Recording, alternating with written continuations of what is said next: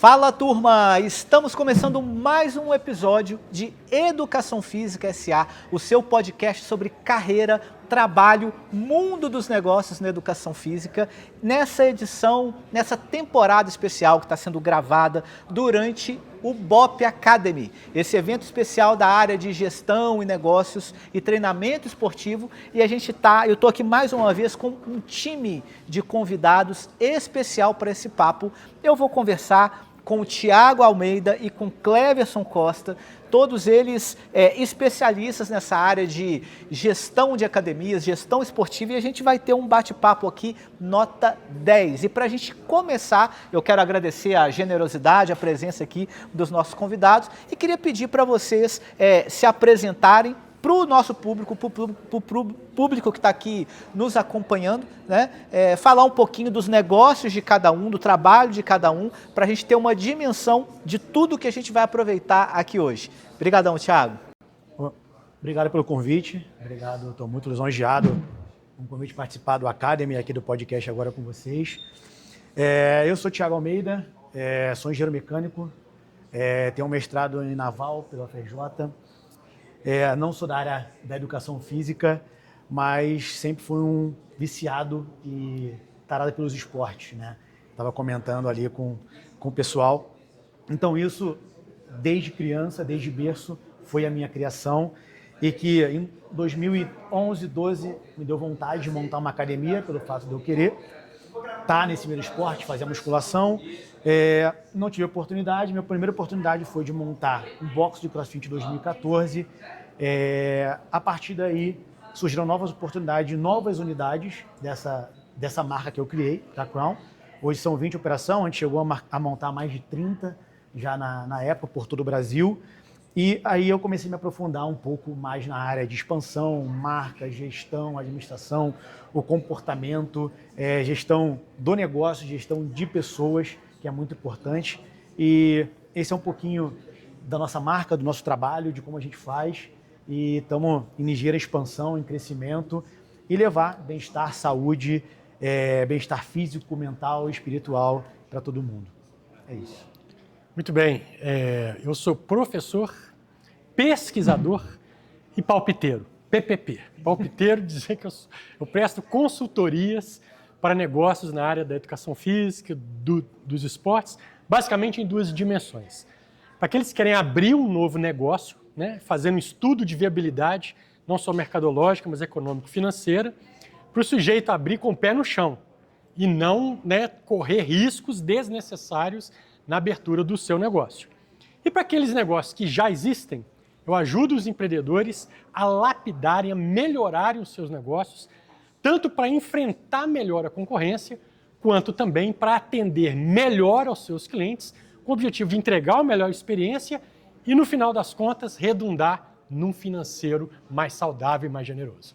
Muito interessante. Bom, a gente tem aqui então uma visão bem ampla do negócio. Primeiro, com relação à expansão, ampliação de negócio, ou seja, uma rede de boxes de CrossFit, que é algo que não se ouvia falar tanto. Redes de academias tradicionais são um pouco mais conhecidas, né, nesse ambiente desse mercado. Como que funcionou, como que tem funcionado essa experiência de uma expansão em grande nível relacionada a box de CrossFit? Então, hoje eu bato muito na tecla da padronização e de posicionamento de marca. A gente estava falando muito disso ali no palco, eu e Cleberson. A gente tem que trazer muito de como a gente entrega o nosso serviço para o cliente, né? Então, não adianta uma unidade em Fortaleza entregar de uma forma e uma unidade no Rio de Janeiro entregar de outra. A gente está falando de uma marca, de uma rede e de um sistema onde todo mundo tem que estar com o mesmo foco, com o mesmo propósito. Então, a alavancagem da rede em si, da expansão, ela começou em 2014. Eu não sabia o que estava fazendo, né? Meu sócio também não. Meu ex-sócio dentista, eu engenheiro, e nós éramos palpiteiros ali e fizemos ali das nossas tripas corações fazer o negócio rodar. No primeiro mês a gente já atingiu o nosso break-even, mas assim, a gente não sabia o que estava fazendo em termos de negócio. Então a gente veio aprendendo. Então hoje, como é que a gente cresce? Como é que a gente passa isso para uma nova unidade? Cara, a gente tem um modelo testado e aprovado. Então, uma pessoa que vai abrir, eu não vou passar para ela o erro que eu tive em 2014. Ela não vai cair na mesma arapuca e no mesmo problema que eu venho caminhando ao longo de 10 anos para fazer. Então, o modelo hoje de expansão se dá isso. O cara pega um negócio totalmente montado, já modulado. Ele encurta o espaço dele de problema e de prejuízos, muita coisa. Porque o cara, quando vai... Dependendo, o cara tem um consultor igual o Cleverson, beleza. Então ele vai estar lá com bastante material para se respaldar. Mas na época eu não tive consultoria nenhuma. Então para mim foi mais difícil. Então hoje o cara, quando monta uma franquia, a gente entrega tudo, de A a Z, desde a arquitetura até os equipamentos. Tecnologia, ferramenta, treinamento, processo, vestuário, produto, tudo. O cara, ele encurta muito esse tempo. Então eu acho que esse foi o grande segredo, é a padronização, o sistema, os processos de como expandir de forma sólida de um conceito que foi testado e aprovado. E Cleverson, você falou essa questão do palpiteiro e tudo mais, mas a figura do consultor, eu imagino que deva ser de uma extrema sensibilidade e conhecimento para, se não encurtar o caminho, para direcionar, né, com base em todo o conhecimento, em erros e acertos, porque trabalhar com uma grande rede de academia, igual você tem a oportunidade de trabalhar e de assessorar, deve ser bastante diferente de cuidar de uma academia de médio porte ou daquele único empreendedor que quer abrir uma academia, mas que quer ter sucesso no seu bairro, por exemplo. Então eu imagino às vezes a função como se fosse de um chefe de cozinha que tem que saber fazer peixe, tem que saber fazer carne, tem que saber fazer massa, ou seja, ele tem que saber ler a situação, porque cada direcionamento é um direcionamento único. Como que você trabalha?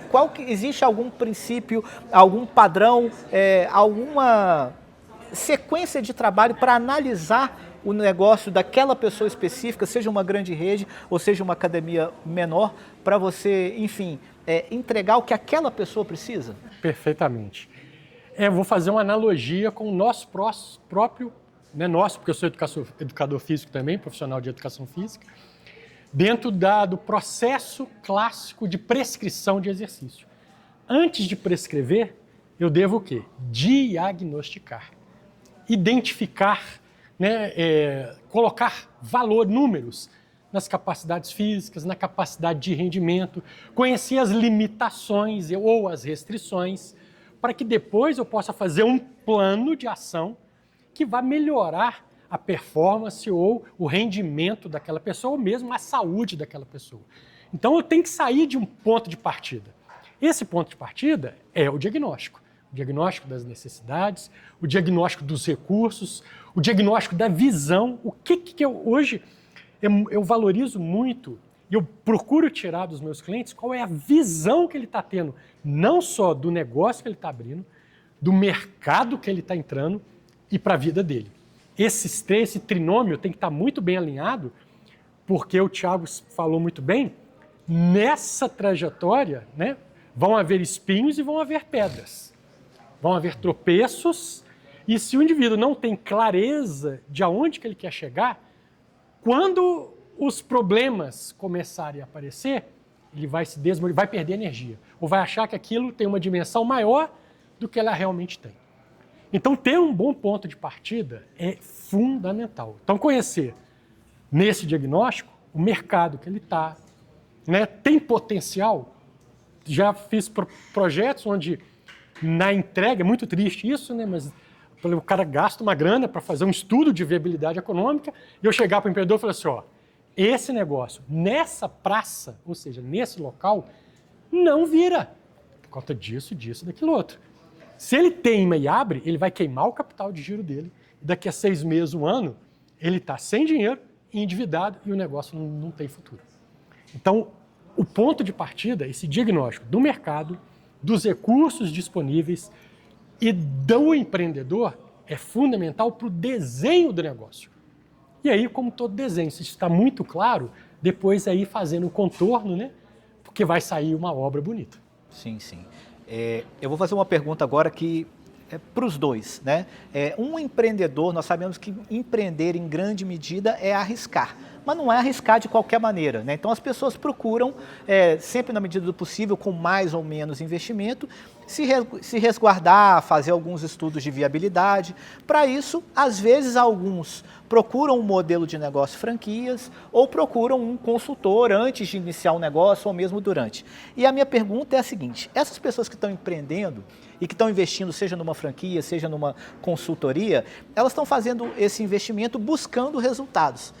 E o que eu vejo, às vezes, em algumas situações, que é muito comum a pessoa estudar assim: qual é a franquia, qual que é a taxa de retorno, quanto que eu vou ter de lucro, e ele acha que às vezes ele comprando a franquia, o trabalho dele está feito, ele tem que sentar na cadeira e esperar o lucro que falou que ele ia receber ali. Esse é um ponto. E no lado da consultoria, a mesma coisa. Ele está lá investindo em consultoria, seja na parte de implementação, ou treinando o time dele, ou fazendo tudo que ele tem que fazer, e ele tem uma expectativa de retorno. O que quem está contratando, seja uma franquia ou seja um consultor, precisa fazer, precisa trabalhar, precisa pôr a mão na massa para tentar garantir ou se aproximar o máximo possível dessa taxa de retorno oferecida pela franquia ou por esse retorno da consultoria? Olha, são várias questões que eu vejo ao longo desse processo. Primeiro, eu seria um cara muito frustrado, eu vou dar um exemplo. Se eu tivesse aberto uma loja de bolsa feminina, por exemplo. Vou vender uma bolsa da Louis Vuitton. Cara, não tem nada que me relacione a isso. Então, primeira coisa, você tem que se identificar com o seu negócio. Tá? Você tem que se identificar com o seu negócio. Tem que botar a barriga no balcão. Você tem que fazer o dever de casa. Você tem que chegar de noite, tem que fazer seu CRM, tem que ver se quem saiu, quem entrou, taxa de evasão. Você tem que fazer o seu dever de casa. Você pode ter uma equipe para fazer isso, mas você, como dono, tem que fiscalizar. Você tem que estar o olho do dono que engorda o gado. Esse ditado lá dos avós é a coisa mais forte que tem e é verdade. Tá? Então, esse é um dos pontos. Não dá para esperar ficar de braço cruzado, como você falou e tal. Não vai dar certo. Botar a barriga no balcão, trabalhar seriamente, ter pessoas do time de confiança que vão entregar o que você tem no seu plano de negócio para entregar para o seu cliente, se é da parte financeira, se é da parte administrativa, se é o seu coach, se é o seu professor. Eles têm que entregar, eles têm que estar inseridos no DNA da sua empresa, no sangue da sua empresa, entregar o que é a empresa, quando abriu, se propôs a entregar e, principalmente, fazer com verdade, com amor, né? Aquela frase do Ayrton Senna que eu coloquei lá. Você tem que fazer porque você ama aquele negócio.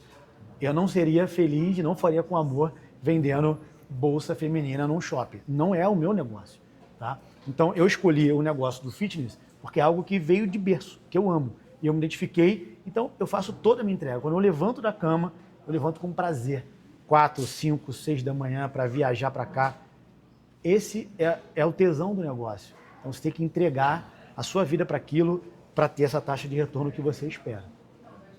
É muito importante, porque duas colocações que o Thiago falou. Tudo depende do recurso disponível. Eu sou grande, eu tenho recursos financeiros para ter gente boa na execução. Eu gosto muito de uma palavra do Dwight Eisenhower, foi o comandante supremo das forças aliadas na invasão da Normandia. Essa frase é: nenhum plano sobrevive ao campo de batalha. Você tem que ter um plano para quando as coisas derem errado, e eventualmente vão dar, você saber o que fazer. Ter mais expediente para poder fazer. Então, de duas uma, ou ele tem recurso para poder contratar pessoas que são boas executoras para a operação, que é desgastante. Os horários de uma empresa de fitness, os horários são muito diferentes de uma empresa de varejo. Abriu 10 horas, fechou 22. Fitness não, abre 6 horas da manhã, 5h30, vai fechar 11, não fecha na hora do almoço. 24. Então, as horas de operação são muito extensas. E em qualquer momento, você precisa de um líder ali para garantir que as coisas funcionem corretamente. Então, quando o empreendedor ele tem pouco recurso, ele tem que ser o executor. Em português mineirês é barriga no balcão, em consultês chique para vender projeto é hands-on. Mão na massa. Tem que botar a mão na massa. Eu tenho recurso? Beleza, eu vou contratar o passe do cara que é um bom executor. Mas, se eu não tiver o recurso, eu tenho que ser esse executor. E é muito importante isso que você falou, que às vezes o empreendedor ele confunde delegar com delargar. Ah, tem lá o coordenador. E deixa o cara solto, mas às vezes o cara não tem maturidade de vida, maturidade de vivência no negócio. Ele precisa de ser tutorado. Então, é o olho no peixe e o olho no gato mesmo. Então, não tem alternativa. E não é só no negócio fitness. O pequeno negócio exige a presença do dono. Eu tenho recurso? Tudo bem, eu vou bancar o executor. Não tenho, mão na massa. Muito legal. Vamos falar um pouco sobre o nosso tema principal, né, que é o fitness e que é a especialidade de vocês também, com relação a esse mercado. Ou seja, vocês já vêm ao longo dos anos e ao longo do trabalho de vocês acumulando uma experiência nesse ramo, seja por conhecer espaços, seja por conhecer pessoas, seja por conhecer o modo de funcionamento das empresas do nicho fitness. O que o nicho fitness tem de peculiaridade quando se trata de gestão? Mexer com uma academia não é igual mexer com uma loja de bolsa ou com uma lanchonete, né? Então, o que o nicho fitness apresenta para a gente de desafio e também, se vocês conseguirem enxergar, de oportunidade? Desafio, para mim, é gestão de pessoas no mundo fitness. Eu acho que, para mim, é uma das principais, tanto em relação a time, a equipe, quanto em relação a cliente. Existem clientes problemáticos que você tem que, de uma certa forma, você não pode agir de uma forma errônea com esse cliente. Você tem que empoderar sempre a forma de tratar o seu cliente. É aquela frase também, né? O cliente tem sempre razão. Ele vai querer entrar, ele vai querer sair, ele vai querer voltar. Então, o relacionamento humano ele é muito complicado, ele é muito desafiador dentro do nosso mercado. Que o nosso serviço do fitness é pessoas o tempo todo. É o tempo todo. A gente não tem produto, a gente vende serviço. Então, é o tempo todo esse relacionamento com o cliente e com o time, com pessoas. Então, a gestão de pessoas é muito importante. Essa parte de psicológica de lidar com as pessoas é muito difícil e tem que ser muito bem treinada. E a oportunidade que eu vejo é salvar a população, né? Das doenças crônicas do mundo, né? É a atividade física. A gente tem a oportunidade de salvar muitas vidas, né? Como eu estava falando em cima, depressão, diabetes, pressão alta, coração. Ele falou mais de 10, eu nem lembro aqui. Então, assim, eu acho que essa é a oportunidade. E uma outra oportunidade que eu vejo também, para o meu caso, é trabalhar com o que eu amo. Então, trabalhar no mundo fitness é muito gostoso, né? Se conectar com as pessoas é muito bom. A gente está falando de pessoas, então, o cara que às vezes ele tem um e-commerce de produto, que ele só vende produto, trabalha de casa, isso não é com ninguém. Nada contra também. Mas não é o meu modelo de negócio preferido. Eu prefiro estar numa academia, estar num box, atendendo os alunos, atendendo os clientes e fazendo o negócio acontecer. Então, são oportunidades que eu acho que você tem de trabalhar num negócio bem gostoso e prazeroso.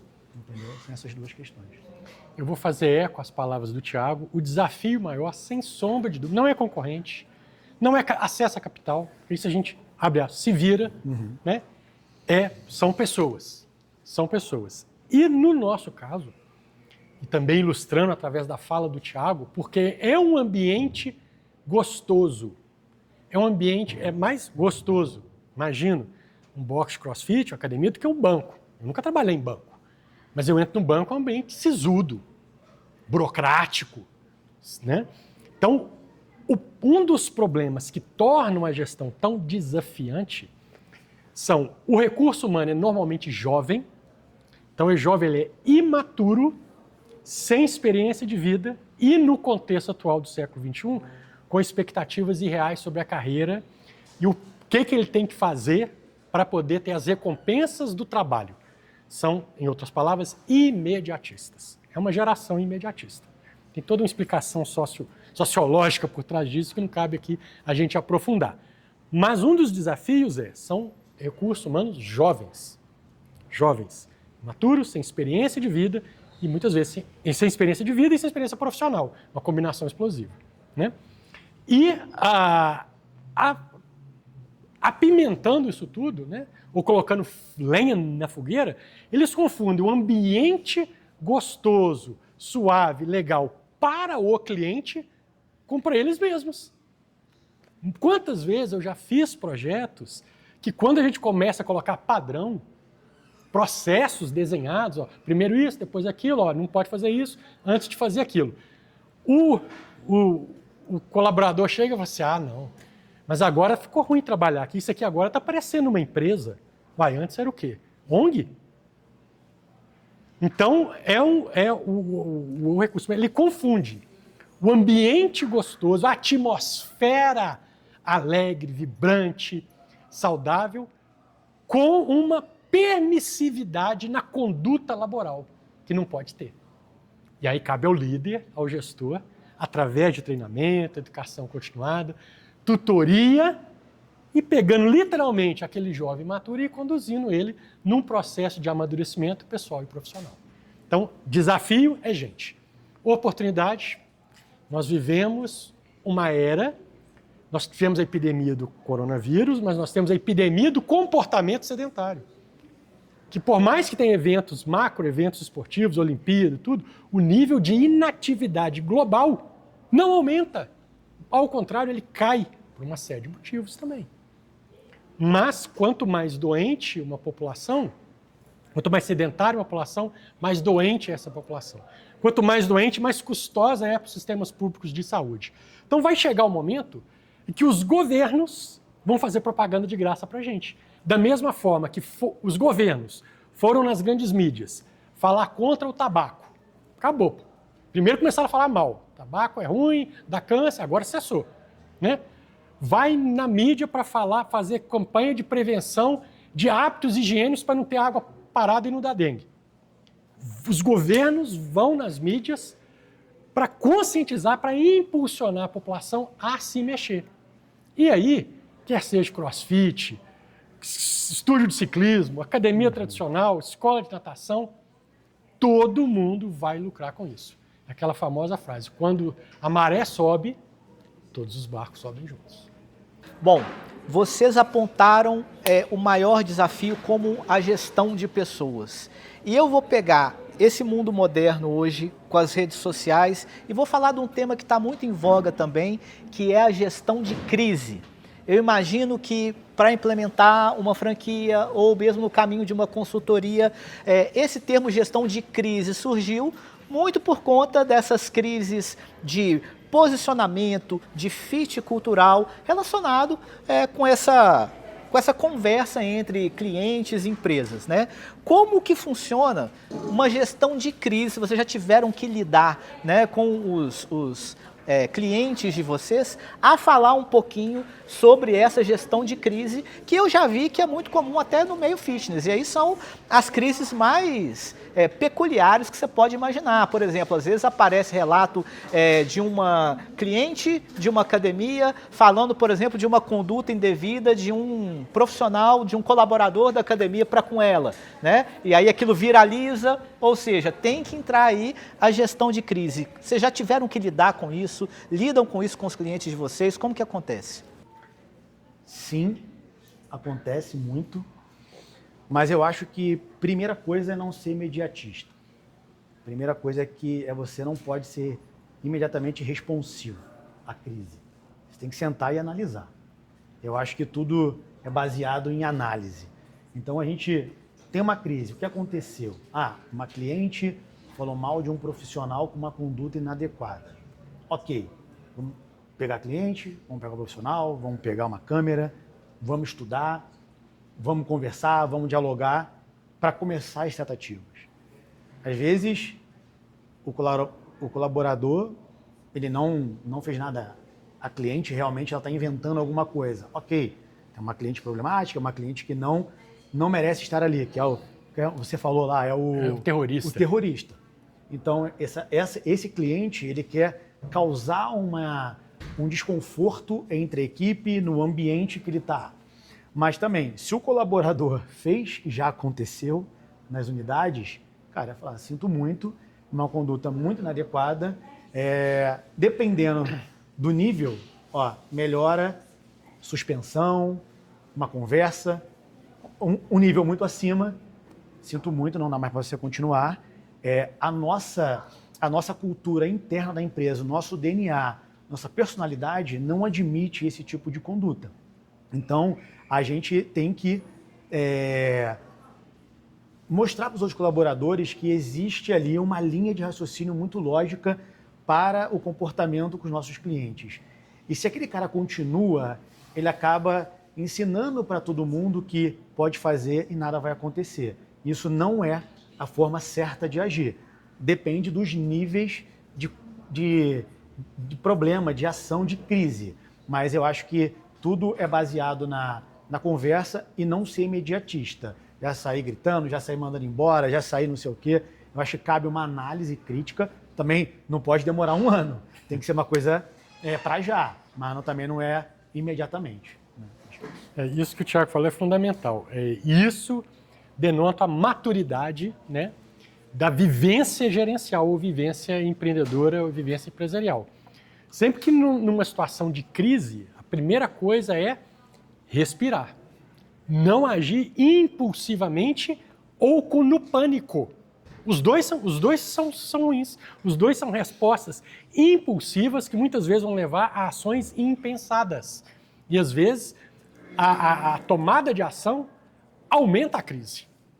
Alguma coisa que podia ser resolvida ali nos bastidores, sem muito alarde, você vai ampliando, como acontece nas relações, muitas vezes em crises, nos conflitos humanos. A coisa vai escalando. Ao invés de deflacionar, vai escalando. Então, a primeira coisa numa crise, e aí, é não se precipitar na resposta. Respira, procura ter a serenidade para analisar a situação. Agora, existem diferentes tipos de crise. Crise, desde macrocrises, que podem ser crises econômicas, crises derivadas de fenômenos da natureza, enchente, seca, né, que tivemos no sul lá recentemente, né? Poxa, muita gente perdeu tudo, né? Até as microcrises, que vão desde uma denúncia de assédio até um problema com o equipamento. E às vezes um cliente que inflamado, isso aqui, muito comum em escola de natação. O trocador de calor estragou. Naquela semana, naqueles dias, até consertar, a água vai ficar fria. Então, tem que ter esse jogo de cintura, esse expediente para ir lidando com os ânimos das pessoas envolvidas ali. E nas grandes crises, é ter serenidade. Tanto o pânico quanto a resposta impulsiva podem agravar uma situação de crise. Dependendo da duração dessa crise, aí tem um ideograma chinês, que é a mesma palavra para crise e criatividade. Então, aportuguesando esse ideograma, crise, tira o S, crie. Então, dependendo da crise, é uma oportunidade para fazer melhor, para fazer com mais efetividade, para desenvolver, para melhorar. Ainda sobre gestão de pessoas, como vocês colocaram isso como um ponto importante, o nosso público aqui do Educação Física S.A. é majoritariamente composto por estudantes e profissionais de educação física, muitos deles que já estão nesses espaços, seja através de estágios ou mesmo profissionalmente, nesses espaços de fitness, e almejam também, enfim, melhorar, né, às vezes buscar outros espaços. E eu quero perguntar para vocês o seguinte: quando vocês trabalham a gestão de pessoas, né, com os clientes que vocês acompanham, nós temos desde o perfil, digamos, que a gente chama do estagiário, do iniciante ou do profissional de ponta, da ponta, até um perfil mais gerencial dentro de um negócio. Qual que é o espaço que vocês enxergam a partir da experiência de vocês do profissional de educação física nos negócios que vocês gerenciam e auxiliam? Ou seja, tem espaço da ponta à gerência, ainda tem uma carência de algum tipo de conhecimento para que esse profissional possa estar nesse espaço, né? O que um profissional que quer trabalhar com vocês, né, com quem vocês assessoram, precisa ter? Olha, é muito engraçado e curioso isso, porque alguns estagiários que começaram com a gente se tornaram donos do seu próprio boxe. Então, isso é uma oportunidade do 0 ao 100, no meu ponto de vista. E muitos nem cursavam educação física. Começaram treinando, entraram numa faculdade, se tornaram estagiários, se formaram e montaram seu próprio negócio. Então, a oportunidade está aí, né? Faz quem quer. A preguiça, a obesidade, a falta de vontade está sentado na cadeira. O sucesso, a disposição está fora dela. Tem que levantar e ir atrás. E eu acho que essa parte do estagiário ao dono, ele se tornou dono, mas também internamente ele começa a criar outras ferramentas. Tem professores que participaram do nosso negócio de uma forma muito legal, criaram aulas, atualizaram metodologias nossas internas. O cara recebeu um treinamento e trouxe um insight muito bom que revolucionou uma aula nossa. Então, ali dentro, ela tem muita oportunidade.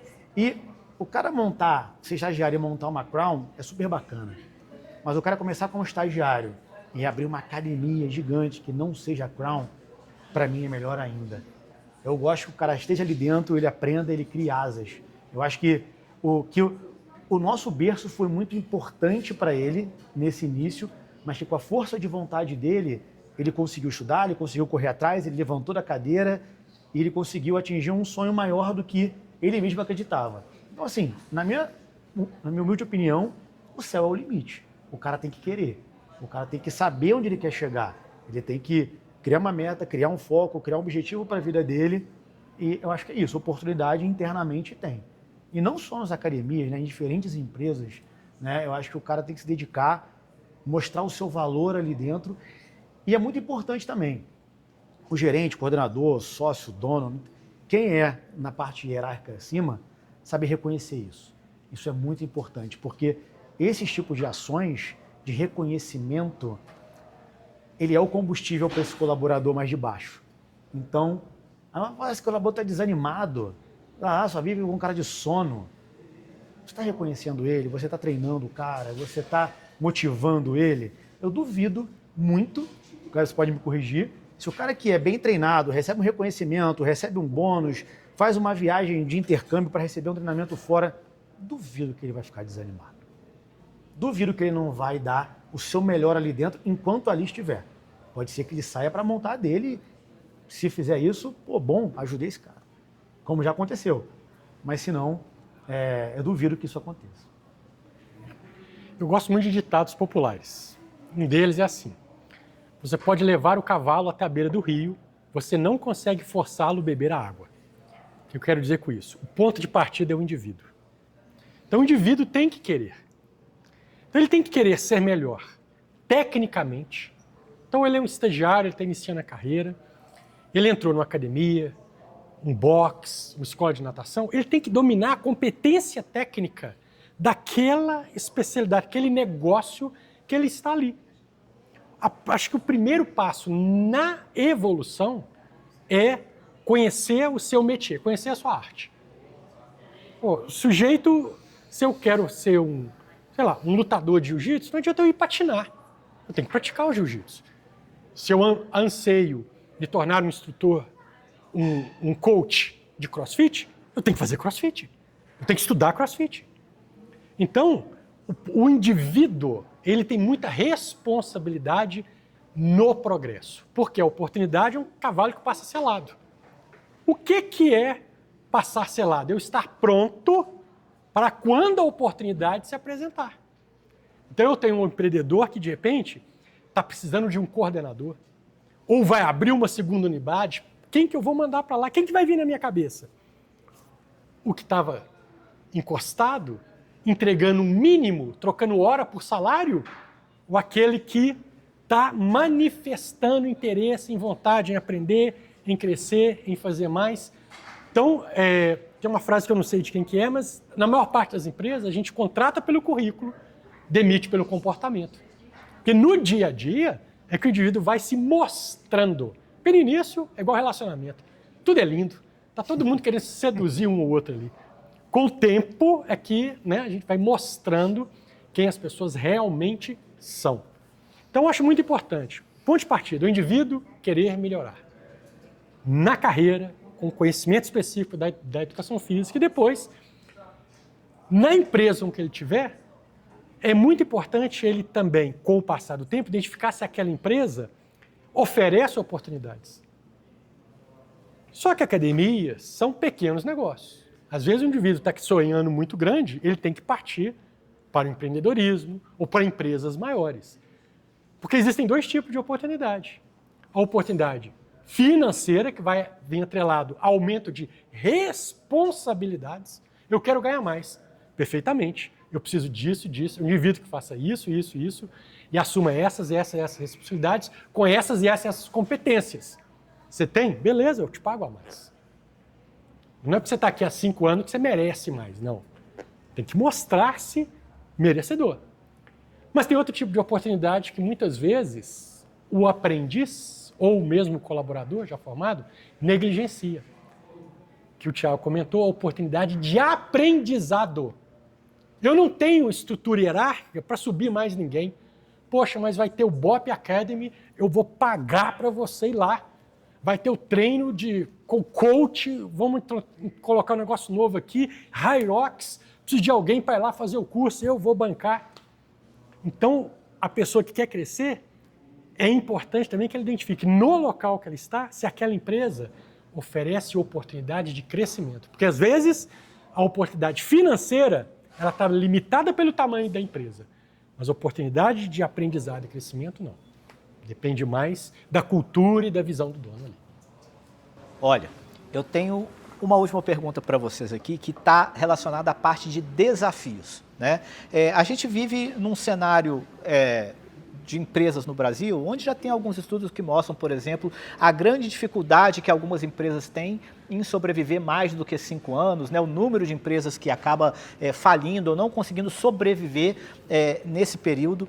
E, ao mesmo tempo, a gente também vê, é meio que uma curiosidade, a televisão acaba colocando tudo nesse formato de reality. Tem muitos realities que hoje em dia estão na área de empreendedorismo, né? Então o cara vai lá para ver como é que está a gestão do restaurante. Tinha um famoso que era o sócio. Então o cara ia lá no restaurante, ou na loja de vinhos, ou na academia, ou na sorveteria, analisava o negócio e falava assim, ó, para você arrumar tem que resolver isso, isso e isso, eu vou investir, vai dar certo, não vai dar certo. E a minha pergunta é a seguinte, ao longo da experiência de vocês, de tudo que vocês já viram dar certo, mas também de tudo que vocês já viram dar errado, toda oportunidade é uma oportunidade? Ou chega coisa para vocês que vocês olham, analisam e falam assim, não tem jeito isso aí não. Quer dizer, esse trabalho aí não é para mim, pode ser para outra pessoa, mas isso aqui eu não vou meter minha mão aqui, ou do jeito que está, igual você falou. Você falou para a pessoa que o ponto não é bom, que a praça não é boa, e a pessoa vai lá e insiste, né? Então já aconteceu de vocês, por exemplo, abandonarem projetos ou negarem algum tipo de cliente, de parceiro, de trabalho, por não combinar o que vocês têm para apresentar e o que eles têm para entregar? Com certeza. Já. Isso aconteceu, acontece e vai continuar acontecendo. Porque a gente tem que trabalhar com verdade, com honestidade. Eu tenho um foco muito nítido hoje dentro da Crown.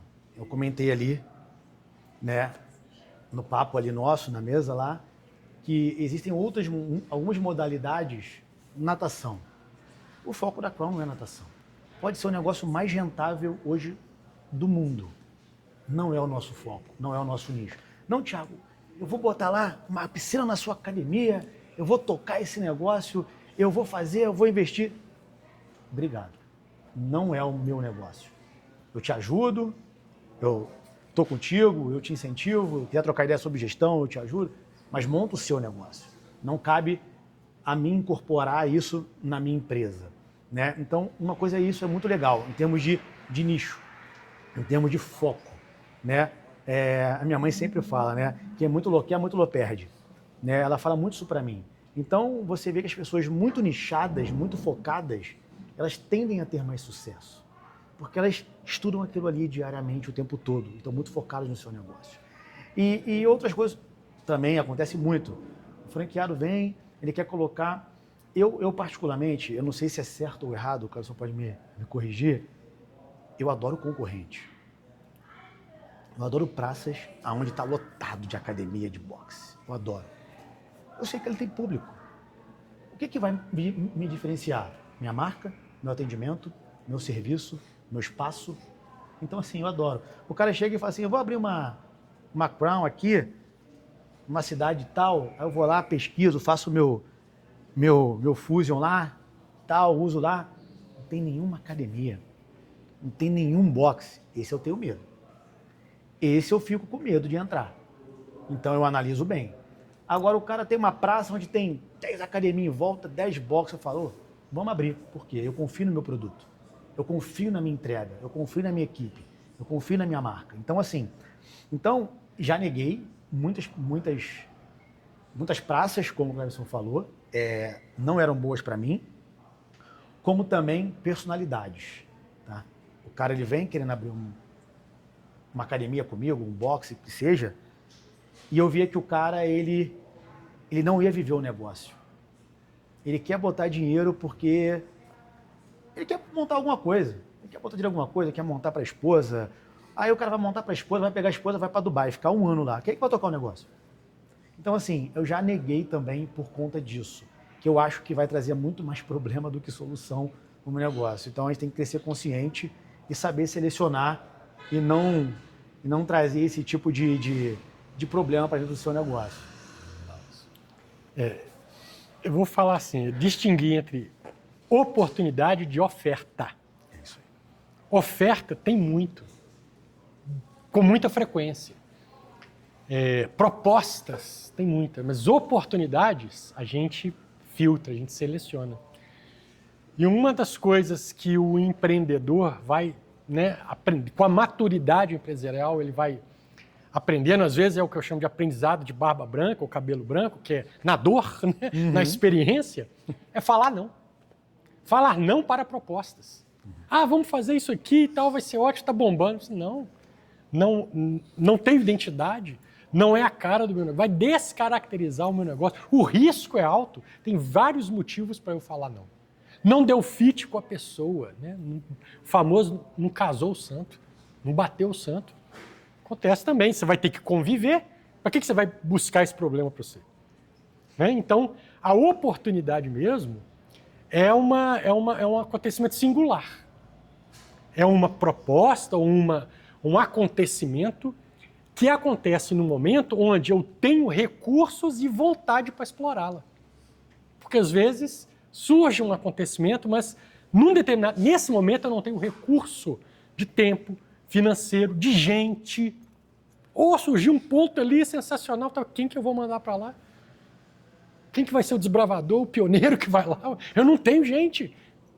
Eu vou criar um problema para mim. Pode ter bom, puxa, mas acabei de investir aqui, ou estou precisando reinvestir no meu negócio. Nesse momento eu não posso descapitalizar. Então a oportunidade ela é singular. É uma ocasião onde vão ter uma série de, vamos falar assim, um alinhamento cósmico ali. Eu quero fazer, eu tenho recurso para fazer e a proposta é boa. Aí sim, a gente tem oportunidade. Fora isso, serenidade, aprendizado do não.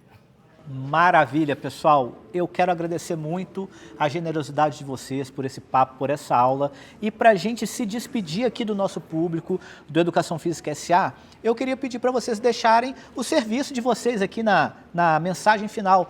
Quem quiser conversar um pouco mais com o Thiago, quem quiser conversar um pouco mais com o Cleverson, conhecer os projetos, os trabalhos de vocês, podem deixar aí as redes sociais. E a gente vai colocar também no descritivo do episódio, tanto no Spotify quanto no YouTube, as redes sociais do Thiago e do Cleverson para vocês estarem acompanhando o trabalho deles também para além desse episódio. Obrigadão, viu?